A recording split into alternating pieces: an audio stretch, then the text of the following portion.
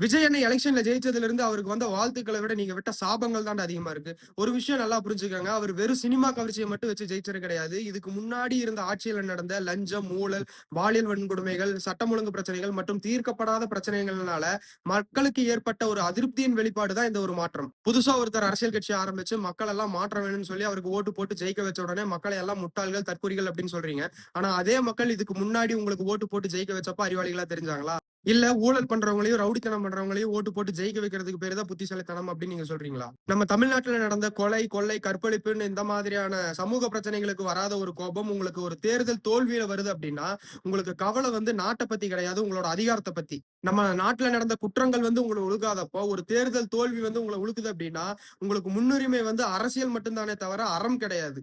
ஒரு விஷயத்த நல்லா புரிஞ்சுக்கங்க. ஒரு பாரம்பரிய அரசியல்வாதிக்கும், புதிய அரசியல்வாதிக்கும் உள்ள வித்தியாசத்த வந்துட்டு காலம் பதில் சொல்லும். அடுத்த 5 வருஷத்துல அவரோட ஆட்சி எப்படி இருக்குதுன்னு வெயிட் பண்ணி தான் பார்க்கணுமே தவிர, அத விட்டுட்டு நம்ம அவர தரைக்குறைவா பேசுறது ரொம்ப தப்பான ஒரு விஷயம். நான் சொன்ன இந்த விஷயத்துக்கு உங்களோட கருத்து என்னன்னு சொல்லிட்டு மறக்காம கமெண்ட் செக்ஷன்ல சொல்லிட்டு போங்க. அதே சமயம் இந்த வீடியோவ உங்க ஃபிரெண்ட்ஸ்க்கு ஷேர் பண்ணிட்டு நம்ம ஐடிய மறக்காம ஃபாலோ பண்ணி வச்சுக்கோங்க. Thank you.